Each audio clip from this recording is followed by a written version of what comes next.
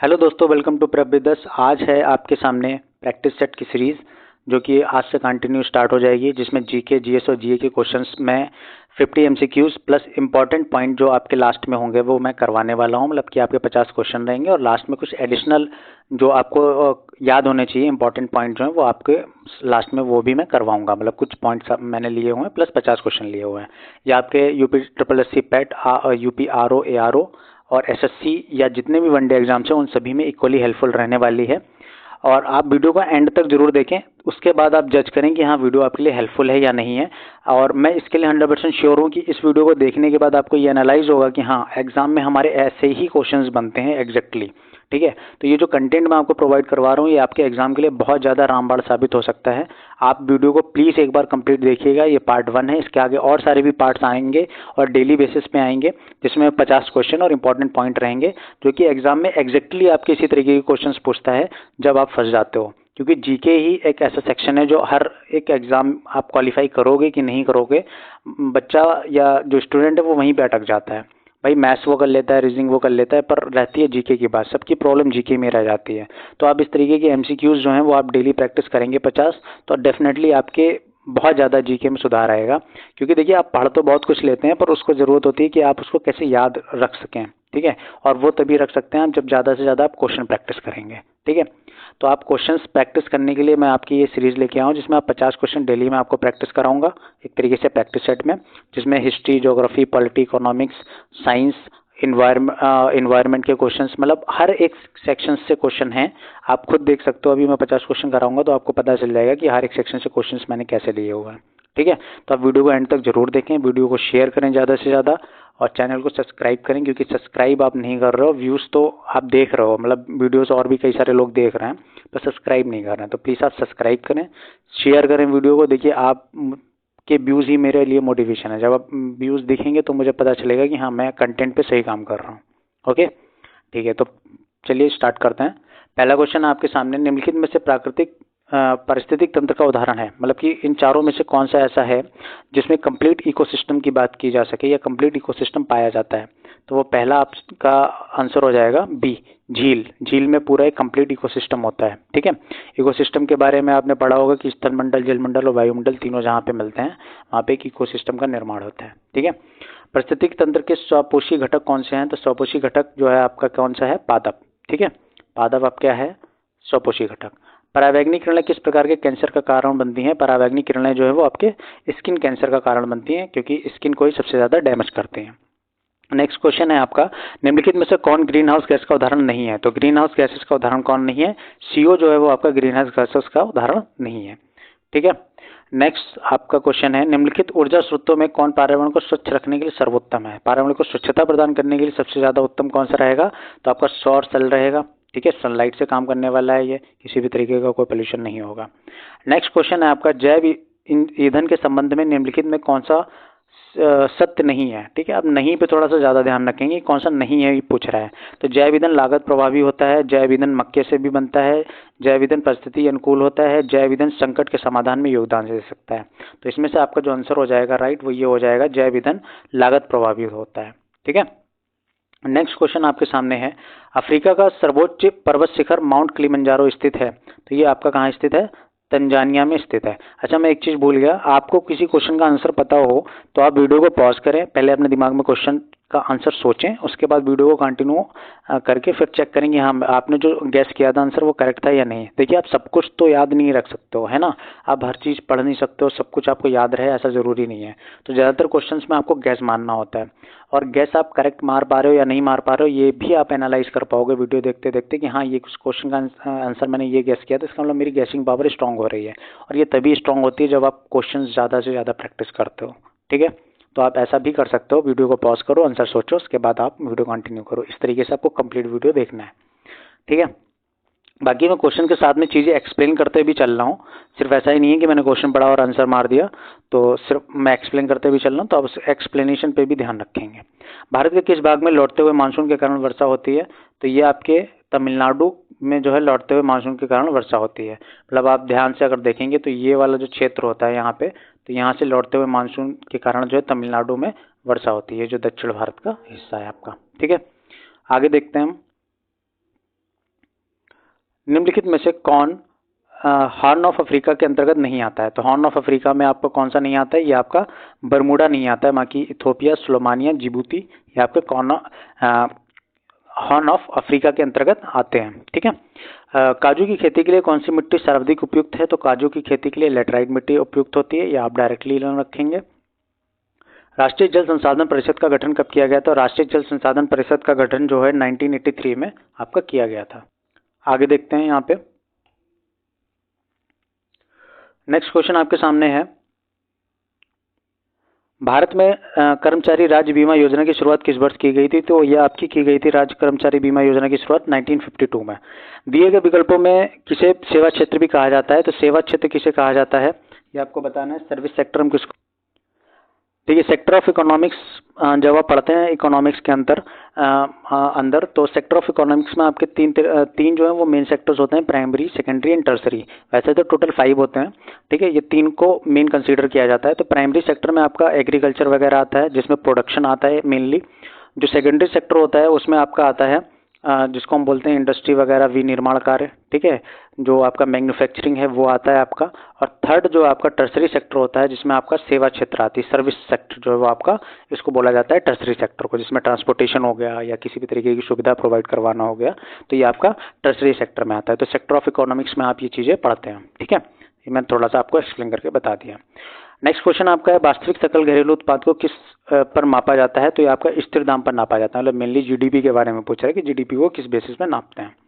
Next आपका बहुत important question है और यहाँ से 2 क्वेश्चन आपके बनेंगे। निम्नलिखित में से किसे धन के निष्कासन को अनिष्टों का अनिष्ट, इवल ऑफ ऑल इवल कहा है? तो दादा भाई नौरोजी ने कहा है, और धन निष्कासन का सिद्धांत भी दादा भाई नौरोजी ने दिया था, इन्होंने अपनी एक पुस्तक में। उस पुस्तक का नाम मैं आपको नहीं बता रहा हूँ, उस पुस्तक का नाम आप कमेंट बॉक्स में मुझे कमेंट करके बताओगे कि उनकी बुक, दादा भाई नौरोजी की कौन सी बुक थी जिसमें इन्होंने धन के निष्कासन के सिद्धांत के बारे में बताया था। और सबसे पहले ये बताया था कि अंग्रेज किस तरीके से इंडिया को लूट रहे हैं, ठीक है, किस तरीके से इंडिया की इकोनॉमी को वीक करते जा रहे हैं और यहाँ से लूट घसोट कर रहे हैं, अंदर ही अंदर उसको खोखला कर रहे हैं। नेक्स्ट क्वेश्चन आपको इकोनॉमिक्स से ये राष्ट्रीय आय के बारे में, नेशनल इनकम कैसे निकालते हैं उसके ऊपर है। तो एक तरीके से फार्मूला ही है नेशनल इनकम निकालने का, NNP minus indirect taxes plus foreign जो आपकी इनकम है उसको, मतलब फॉरेन इनकम कैसे निकालते हैं? तो फॉरेन इनकम मतलब कि इंडिया के अंदर कुछ ऐसे फॉरेनर्स होंगे जो यहाँ पे अर्निंग कर रहे हैं और अपनी कंट्री में भेज रहे हैं, और इंडिया के कुछ भारतीय ऐसे होंगे जो विदेशों में काम कर रहे हैं और वहाँ से पैसा कमा के यहाँ भेज रहे हैं, जैसे कुछ दुबई में या कनाडा में। तो क्या होता है, इनका डिफरेंस जो इंडिया में कमा रहे हैं विदेशी और जो भारतीय विदेशों में कमा रहे हैं, उनका जो इनकम का डिफरेंस है उसको हम इमदाद बोलते हैं। तो उसको ऐड कर दिया जाता है और इनडायरेक्ट टैक्सेस को घटा दिया जाता है एनएनपी में से। तो what is the NNP? NNP होता है नेट नेशनल प्रोडक्ट, मतलब कि शुद्ध सकल, क्या बोलते हैं, शुद्ध राष्ट्रीय आपका उत्पाद, ठीक है, शुद्ध राष्ट्रीय उत्पाद में से इसको घटा दिया जाता है। अब एनएनपी कैसे निकालते हैं? एनएनपी निकालने के लिए आपका जीएनपी होता है, जीएनपी में से निकाला जाता है। तो ये थोड़ा सा इकोनॉमिक्स का आपका है, तो ये जब मैं इकोनॉमिक्स के इन फ्यूचर जब भी मैं लेक्चर लेने की बात आएगी तो मैं उसमें आपको पूरे अच्छे से नेशनल इनकम के बारे में समझाऊंगा। या अगर आप चाहते हैं कि मैं नेशनल इनकम के ऊपर एक वीडियो लेके आऊँ जीके इन शॉर्ट में, तो आप मुझे कमेंट बॉक्स में बता दीजिएगा, तो मैं जीके इन शॉर्ट में जो है नेशनल इनकम कैसे निकाली जाती है और नेशनल इनकम कैसे क्या होता है, तो इसके बारे में एक मैं वीडियो लेके आ जाऊंगा, ठीक है। लेकिन आपकी डिमांड पे ही आएगी वीडियो, ये आप ध्यान रखिएगा। नेक्स्ट देखते हैं। नेक्स्ट क्वेश्चन आपका है, समान कार्य के लिए समान वेतन संविधान में निम्नलिखित में से किसने सुनिश्चित किया है? मतलब कि अगर आप महिला हो या पुरुष हो या कोई उच्च जाति का या निम्न जाति का हो, अगर एक समान काम कोई कर रहा है, दोनों लोग एक समान काम कर रहे हैं, तो उनको एक समान वेतन ही मिलेगा। संविधान में किस चीज़ के अंतर्गत सुनिश्चित किया गया है? मौलिक अधिकार के अंतर्गत, मौलिक कर्तव्य के, आर्थिक अधिकार या राज्य के नीति निषेध तत्वों के अंतर्गत। अब ज़्यादातर इसमें स्टूडेंट जो है वो आपका आंसर मारता है मौलिक अधिकार, पर नहीं, ये आपका राज्य के नीति निषेधक तत्वों के अंतर्गत निश्चित किया गया है, ठीक है। नेक्स्ट क्वेश्चन आपका है, निम्नलिखित में से किसको अपने कर्तव्यों के पालन में भारत के राज्य क्षेत्र में सभी न्यायालयों में सुनवाई का अधिकार है? ठीक है, तो सभी न्यायालय में जाके सुनवाई कर सकता है, तो ये अधिकार किसको दिया गया है? ये महान्यायवादी को दिया गया है, ठीक है। नेक्स्ट है, निम्नलिखित में से किस संविधान संशोधन द्वारा लोकसभा तथा विधानसभाओं की सीटों की संख्या में वर्ष 2026 तक कोई परिवर्तन नहीं करने का प्रावधान किया गया है? तो ये प्रावधान किस संशोधन के अंतर्गत किया गया, तो 84वां संशोधन जो था उसके अंतर्गत किया गया। संविधान के किस अनुच्छेद के अंतर्गत संघ की कार्यपालिका संबंधी शक्ति राष्ट्रपति में निहित है, ये बताना है। तो यह अनुच्छेद 53 में आपका है। एक वर्ष में कम से कम कितनी बार संसद की बैठक होना आवश्यक है, तो एक वर्ष में कम से कम 2 बार जो है वो संसद की बैठक होना आवश्यक है। ठीक है, मेरे ख्याल से ये आपके 21 क्वेश्चन यहाँ पे कंप्लीट हुए। अब ये आपको चीजें समझ आ गई होंगी। अब आगे देखते हैं हम 22 क्वेश्चन क्या कह रहा है आपका। भारत में एक नया राज्य सृजन करने वाली विधेयक को पारित होना अनिवार्य है। तो मतलब अगर आप मान लो कोई भी इंडिया के अंदर किसी एक नए स्टेट का नया स्टेट बनाना है, ठीक है, तो जैसे कि अभी लद्दाख बनाया था थोड़े दिन पहले, तो उसके लिए क्या होना चाहिए। लद्दाख जैसे कि यूटी बना था, लेकिन अगर मान लो कोई राज्य बनाना है, किसी क्षेत्र को अधिग्रहण करके और उसको एक स्टेट बनाना है, तो आप इसमें क्या चीज़ जो है वो होनी चाहिए। संसद में साधारण बहुमत तथा कम से कम 2/3 राज्यों के अनुसमर्थन द्वारा, संसद में साधारण बहुमत द्वारा, संसद में 2/3 बहुमत तथा कम से कम 2/3 राज्यों के अनुसमर्थन द्वारा, या उपयुक्त में से कोई नहीं। तो यहाँ पे आप जो आंसर लगाएंगे वो आपका आएगा संसद में साधारण बहुमत के द्वारा। ठीक है, बिल पास हो जाएगा और नया राज्य का दर्जा उसको प्राप्त हो जाएगा। नेक्स्ट क्वेश्चन आपके सामने है, भारत में पंचायती राज व्यवस्था का शिल्पी किसे कहा जाता है। मतलब कि पंचायती राज व्यवस्था को सबसे पहले लाने वाले कौन व्यक्ति थे, तो ये BR मेहता जी जो हैं उनको पंचायती राज व्यवस्था का शिल्पी कहा जाता है। निम्नलिखित में से किस अधिनियम द्वारा अप्रत्यक्ष चुनाव प्रणाली की शुरुआत हुई। अप्रत्यक्ष चुनाव प्रणाली की शुरुआत जो है किस अधिनियम के द्वारा हुई है, तो ये आपका था 1892 का भारत परिषद अधिनियम। ठीक है, 1892 भारत परिषद अधिनियम के द्वारा इस अप्रत्यक्ष चुनाव प्रणाली की शुरुआत होती है। लिखित संविधान की अवधारणा किस देश की देन है, तो लिखित संविधान की अवधारणा जो है आपकी फ्रांस की देन है। अमेरिका मत लगा देना, ठीक है, फ्रांस की देन है। उसके बाद है उड़ीसा में उड़ीसा में कोणार्क मंदिर का निर्माण किसने करवाया था। तो उड़ीसा में कोणार्क मंदिर का निर्माण जो है वो आपका कराया था राजराज प्रथम ने। ठीक है, सल्तनत काल में सबसे बड़ा साम्राज्य किसका था, तो सल्तनत काल में सबसे बड़ा साम्राज्य मोहम्मद बिन तुगलक का था। ठीक है, सल्तनत काल में गैर मुसलमानों से लिया जाने वाला धार्मिक कर क्या कहलाता था, तो ये आपको पता होगा, जजिया कहलाता है। ठीक है, देखिए आपने हर चीज पढ़ी होगी, पर ये किस तरीके से उन चीजों में से, उस थ्योरी में से किस टाइप के क्वेश्चंस बनेंगे, ये आप MCQ प्रैक्टिस करने के बाद ही सीख पाओगे। ठीक है, तो आप प्लीज बहुत फोकस के साथ इन वीडियोस को देखें, आंसर्स को गैस करें, उसके बाद आंसर्स देखें। आप नोट्स भी बना सकते हो, ये सारे के सारे इंपॉर्टेंट और सेलेक्टेड क्वेश्चंस हैं। ठीक है, जो किसी न किसी एग्जाम में डेफिनेटली आए हुए हैं। नेक्स्ट क्वेश्चन आपके सामने है, शाहजहां के शासनकाल में आए विदेशी यात्रियों पर विचार कीजिए। कौन कौन से शाहजहां के काल में आया था, तो इसमें से सिर्फ एक ही आया था जिसका नाम था बारबोसा। ठीक है, तो ऑप्शन नंबर C आपका करेक्ट हो जाएगा यहाँ पे। निम्नलिखित किस शासक का उल्लेख राजबेटकर का मतलब होता है हाथियों का शिकार। ठीक है, हाथियों का शिकार के रूप में किया गया है। तो किसको हाथियों का शिकार के रूप में बोला गया है, किस शासक को बोला गया है, तो ये आपका देवराय द्वितीय को बोला गया है। ठीक है, नेक्स्ट आपका है गिरनार अभिलेख निम्न में से किस शासक से संबंधित है। तो गिरनार अभिलेख जो है वो आपका किस शासक से संबंध रखता है, तो ये रुद्रदामन से संबंधित है आपका यहाँ पे। ठीक है, देखिए डायरेक्टली टू द पॉइंट जिनका आंसर है वो आपको टू द पॉइंट ही लर्न करने पड़ेंगे, जिसमें एक्सप्लेनेशन की जरूरत है वो मैं आपको एक्सप्लेन करते चल रहा हूँ। ठीक है, नेक्स्ट आपका क्वेश्चन है यहाँ पे, शैव मत का सबसे पुराना संप्रदाय है। तो शैव मत जो है आपका उसमें से सबसे मतलब 4 संप्रदाय हैं, कपाली, कालामुख, पशुपति और शैव। तो इसमें से सबसे पुराना कौन सा है, तो ये आपका पशुपति संप्रदाय जो है वो आपका सबसे पुराना है। कितने वर्ष कठिन तपस्या के बाद भगवान बुद्ध को ज्ञान की प्राप्ति हुई थी। तो कितने वर्ष कठिन तपस्या करने के बाद भगवान बुद्ध को ज्ञान की प्राप्ति हुई, तो ये 6 वर्ष की कठिन तपस्या करने के बाद भगवान बुद्ध को प्राप्ति हुई थी ज्ञान की। भारत में एक क्रांति होने जा रही है और हमें जल्दी से चला जाना चाहिए, ये कथन किसका है। ये कथन किसने बोला था, तो ये बोला था आपका सर स्टोफर्ड क्रिप्स ने बोला था। ठीक है, क्रिप्स मिशन आपने पढ़ा होगा, ये आए थे उसके सदस्य बन के। ठीक है, आगे देखते हैं नेक्स्ट क्वेश्चन क्या दे रखा है, महात्मा गांधी द्वारा चलाया गया प्रथम जन आंदोलन कौन सा था। जो महात्मा गांधी ने सबसे पहले चलाया था, तो ये चलाया था आपका असहयोग आंदोलन। ठीक है, नेक्स्ट क्वेश्चन, भारत में मिट्टी बचाओ आंदोलन कहाँ से प्रारंभ हुआ। तो मिट्टी बचाओ आंदोलन जो है उसकी शुरुआत होती है आपकी महाराष्ट्र से। नेक्स्ट क्वेश्चन है, गांव में आयोजित होने वाला भारतीय राष्ट्रीय कांग्रेस का प्रथम अधिवेशन कब हुआ। तो गांव में आयोजित होने वाला भारतीय राष्ट्रीय का अधिवेशन हुआ था 1937 में। सुभाष चंद्र बोस को देश नायक की उपाधि किसके द्वारा दी गई। तो सुभाष चंद्र बोस को देश नायक की उपाधि दी गई आपके रविंद्रनाथ टैगोर के द्वारा। ठीक है, और रविंद्रनाथ टैगोर को गुरु की उपाधि किसने दी थी। ठीक है, ये आप बताइएगा कमेंट बॉक्स में। और सुभाष चंद्र बोस ने गांधी जी को किस नाम से जो है पुकारा था, ये भी आप बताइएगा। ठीक है, मैं 2-3 क्वेश्चन और ऐड करते हुए चल रहा हूँ जो कि आपके एग्जाम में पूछे जाते हैं जिस तरीके के। शक्कर के मिश्रण के दौरान कौन सा यौगिक हमेशा बनता है, तो ये आपको बताना है। ये इथाइल अल्कोहल जो है वो हमेशा बनता है शक्कर के मिश्रण के दौरान जो इनका यौगिक बनता है। रक्त कैंसर को नियंत्रित करने में किस समस्थानिक का उपयोग किया जाता है, तो ये कोबाल्ट 60 का किया जाता है। ये आपने मिली क्वेश्चन पढ़ा होगा और एग्जाम में बहुत ज़्यादा पूछा जाता है। निम्नलिखित में किस प्रकार के कोयले में कार्बन की मात्रा सर्वाधिक होती है, ठीक है, ये आपको बताना है। तो ये आपका लिग्नाइट कोयला जो है वो सबसे अच्छा माना जाता है, जिसमें सबसे ज़्यादा कार्बन की मात्रा पाई जाती है। नेक्स्ट क्वेश्चन आपके सामने है, निम्नलिखित में से कौन नाफ्टा का सदस्य देश नहीं है, तो नाफ्टा का कौन सदस्य नहीं है, तो ग्रेट ब्रिटेन जो है वो आपका नाफ्टा का सदस्य नहीं है। यहाँ पे निम्नलिखित में से कौन सा रसायन रक्त कोष मतलब कि ब्लड बैंक में मिलाकर रखा जाता है, मतलब कि ऐसे कौन से केमिकल्स जो हैं वो आपके मिलाए जाते हैं जो ब्लड बैंक में ब्लड को सुरक्षित रखने के लिए रखना होता है। तो सोडियम नाइट्रेट और डेक्स्ट्रो, ये 2 चीज़ें मिलाई जाती हैं। तो ऑप्शन डी आपका करेक्ट हो जाएगा, बी और सी।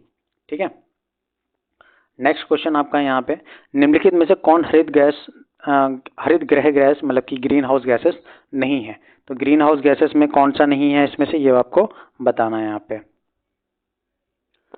तो आप बताइए इसमें से ऑक्सीजन हो गया, क्लोरोफ्लोरोकार्बन हो गया, कार्बन डाइऑक्साइड हो गया, या सभी हरित गैसें हैं।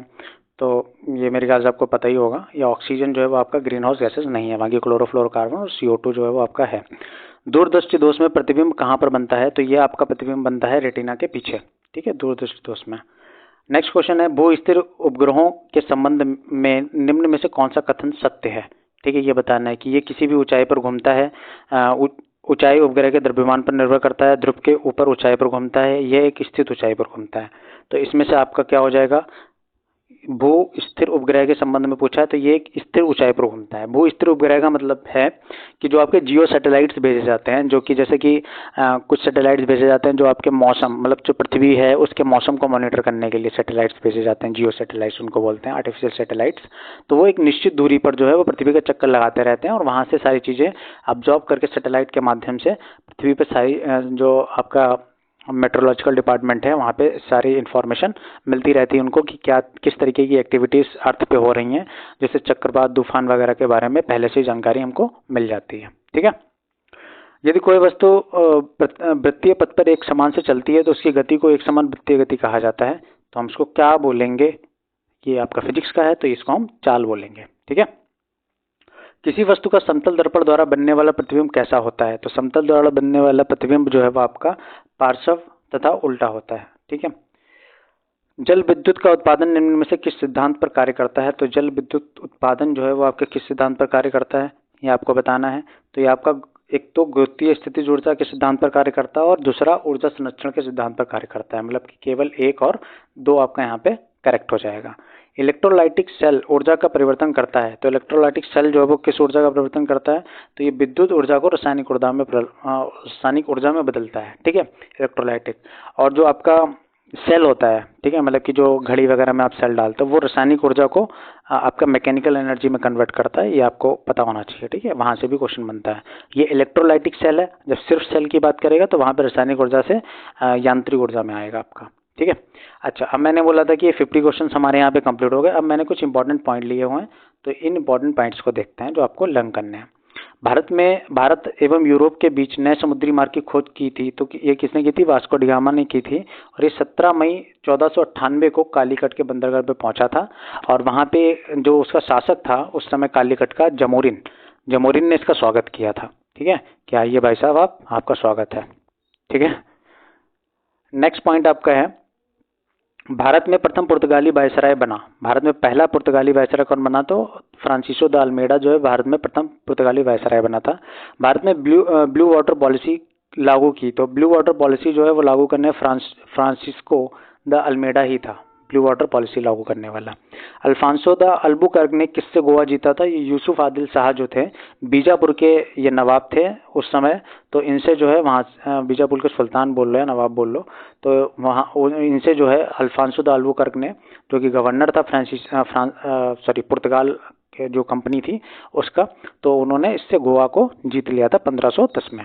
ठीक है, पुर्तगाल ने अपनी पहली व्यापारिक कोठी खोली थी, ये कोचीन में खोली थी। डचों ने अपनी पहली व्यापारिक कोठी खोली थी मछलीपट्टनम में।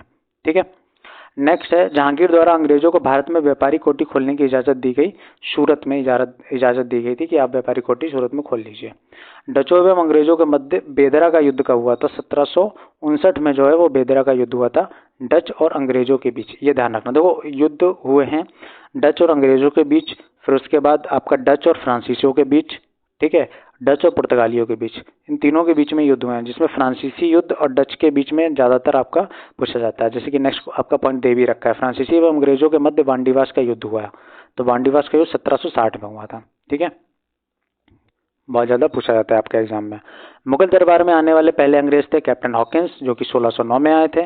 गोलकुंडा के सुल्तानों द्वारा अंग्रेजों को सुनहरा फरमान जारी किया गया था 1632 में। ठीक है, और ये सारी देन जो है फर्रुखसियार जो थी उनके महाशय की देन थी, जिन्होंने क्या कहते हैं सुनहला जो आपका फरमान दे दिया अंग्रेजों की, जाइए आप व्यापार करिए और उसके बदले में हमें कुछ पैसे देते रहिएगा साल में।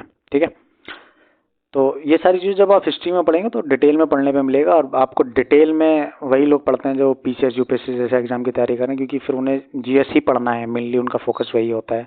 अब आपको वनडे एग्जाम में आपका मैथ भी है, इंग्लिश भी है, रीजनिंग भी है, और फिर जीके भी है, करंट अफेयर भी है। तो इन सारी चीज़ों में आपको बस टू दी पॉइंट चीज़ें लर्न करनी है जो आपके एग्जाम में आए, बस आपको ज़्यादा पीएचडी करने की ज़रूरत ही नहीं है। नेक्स्ट क्वेश्चन देखते हैं। नेक्स्ट क्वेश्चन है, सर थॉमस रोज जहांगीर के दरबार में आया था 1615 में। पुर्तगालियों ने चार्ल्स द्वितीय को बंबई दहेज में दिया 1661 में। अब पुर्तगालियों ने चार्ल्स द्वितीय को दिया था क्योंकि भैया इन्होंने क्या करा था, ब्रिटेन के राजकुमार थे, इन्होंने पुर्तगाली राजकुमारी से शादी कर ली और इन्होंने क्या किया, खुशी खुशी में बंबई दहेज में दे दी। ठीक है, अब आपके साथ ऐसा होने वाला नहीं कि बंबई दहेज में दे दे कोई। ठीक, आगे देखते हैं। चार्ल्स द्वितीय ने बंबई को 10 पाउंड के वार्षिक किराए पर ईस्ट इंडिया कंपनी को दे दिया, और फिर चार्ल्स महोदय ने क्या किया, इन्होंने क्या किया, इन्होंने 10 पाउंड के वार्षिक किराए पर ईस्ट इंडिया कंपनी को उठा दिया कि भैया जाओ एंजॉय करो, मतलब व्यापार करो। ठीक है, अब यहाँ पे कुछ कंपनियां दे रखी हैं और उनके स्थापना के वर्ष दे रखे हैं। जैसे पुर्तगाली ईस्ट इंडिया कंपनी की स्थापना 1498 में हुई थी, अंग्रेजी ईस्ट इंडिया कंपनी की स्थापना 1600 में हुई थी, डच ईस्ट इंडिया कंपनी की स्थापना 1602 में हुई थी, डेनिश ईस्ट इंडिया कंपनी की स्थापना 1616 में हुई और फ्रांसीसी ईस्ट इंडिया कंपनी की स्थापना 1664 में हुई। ये स्थापना वर्ष वो हैं जो इनके अपने देश में इन कंपनियों की जो स्थापना हुई थी। ठीक है, ये भारत में नहीं स्थापना हुई, ये ध्यान रखना। ठीक है, भारत में आपको अलग अलग डेट देखने को मिलेगी कि 1602 में कंपनी ने सबसे पहले अपनी सूरत में फैक्ट्री बनाई। ठीक, तो ये डिफरेंस रहेगा। आप ये जो स्थापना वर्ष है ये इन कंपनियों की स्थापना है कि इन्होंने अपने देश में किस वर्ष में स्थापना की कंपनियों की। ठीक है, नेक्स्ट आपका देखा है, प्रथम कर्नाटक युद्ध आपका 1746 से 48 के बीच में होता है और ये समाप्ति होती है ए लास चापल की संधि से। ठीक है, और द्वितीय कर्नाटक युद्ध 1749 से लेकर 54 के बीच में होता है। ये पड्डुचेरी की संधि के साथ में समाप्त होता है। संधि से पूछ लेता है कि ला सेपला की संधि किस युद्ध में हुई थी, पड्डुचेरी की युद्ध मतलब पुडुचेरी की संधि किस युद्ध में हुई थी, पेरिस की संधि किस युद्ध में हुई थी, तो ये आपको पता होना चाहिए। तृतीय कर्नाटक युद्ध जो है वो आपका 1756 से लेकर 63 में होता है। अच्छा, कर्नाटक युद्ध प्रथम, द्वितीय और तृतीय हुए किन के बीच में थे, यह मुझे जरा कमेंट बॉक्स में करके बताना। अभी मैंने ऊपर बताया भी है। ठीक है, सप्तवर्षीय युद्ध चले थे, मतलब 7 साल तक ये युद्ध चला था। आगे देखते हैं, प्रथम आंग्ल मैसूर युद्ध 1767 से लेके 69 मतलब कि 69 1767 से 69 तक चला था, मद्रास की संधि से समाप्त हुआ। उसके बाद द्वितीय आंग्ल मैसूर युद्ध जो है, आंग्ल मैसूर मतलब अंग्रेज और मैसूरों के, मैसूर मतलब कि हैदराबाद विरासत जो आपका क्या बोलते हैं हम, देसी रियासत थी उसके साथ में। ठीक है, टीपू सुल्तान और हैदर अली के साथ में जो युद्ध हुए थे 1780 से लेकर 84 में मैंगलोर की संधि के साथ हुआ। अभी ये जो प्रथम और द्वितीय हुए हैं ये हैदर अली के साथ में होंगे। तृतीय युद्ध जो है वो श्रीरंगपट्टनम की संधि होती है, तो यहाँ पे जो आपकी ये होगा आपका टीपू सुल्तान के साथ में। ठीक है, तृतीय आंग्ल मैसूर युद्ध 1790 से 92, और यहाँ पे जो गवर्नर जनरल था आपका लॉर्ड कॉर्नवालिस था, और द्वितीय आंग्ल मैसूर युद्ध में गवर्नर जनरल आपका वॉरेन हेस्टिंग था। चतुर्थ आंग्ल मैसूर युद्ध जो था वो 1799 में हुआ है और इसमें कोई भी संधि नहीं हुई थी, और जो आपका गवर्नर जनरल इस टाइम पे था लॉर्ड वेलेस्ली था, क्योंकि यहाँ पे टीपू सुल्तान को मार दिया गया था और उन्होंने उस पर कब्जा कर लिया था। ठीक है, आज के लिए इतना ही रखते हैं। मेरे ख्याल से आपको ये वीडियो बहुत ज़्यादा हेल्पफुल लगा होगा और बहुत ज़्यादा हेल्पफुल रहेगा। आप क्यों ये पीडीएफ जो है वो मैं आपको प्रोवाइड करवा दूंगा अपने टेलीग्राम चैनल पे। टेलीग्राम चैनल का लिंक जो है आपको डिस्क्रिप्शन में मिल जाएगा, वहाँ से जाके आप इस पीडीएफ को डाउनलोड कर सकते हैं। और आंसर्स मैं आपको नहीं भेजूंगा क्योंकि आंसर्स मैंने वीडियो में बताए हुए हैं, तो आप पीडीएफ के साथ में आप आंसर्स नोट कर लेना, या आंसर्स लगाने के बाद आपको ये घाटा रहेगा कि जब आप रिवाइज करोगे तो आप देख के रिवाइज करोगे, तो आप पीडीएफ के थ्रू दोबारा से रिवीजन कर लेना, एक बार वीडियो देखना, उसके बाद पीडीएफ से रिवीजन कर लेना। ओके, तो थैंक्स फॉर वॉचिंग। वीडियो को ज़्यादा से ज़्यादा शेयर करो, चैनल को लाइक करो, सब्सक्राइब करो, अपने दोस्तों को बोलो, और इस तरीके का बेहतरीन कंटेंट और आपको मिल सके, इसके लिए आपको ये काम तो थोड़ा सा करना ही पड़ेगा, क्योंकि आप ये मान के चलो कि मैं आपको क्वालिटी ऑफ कंटेंट प्रोवाइड करवा रहा हूँ। इसीलिए आप देख रहे हो कि 1-2 दिन का गैप भी हो जाता है मेरी वीडियोस आने में, क्योंकि मैं ढूंढ रहा होता हूँ कि आपके लिए मैं क्या ऐसा दे सकता हूँ जो आपको बहुत ज़्यादा हेल्पफुल रहे।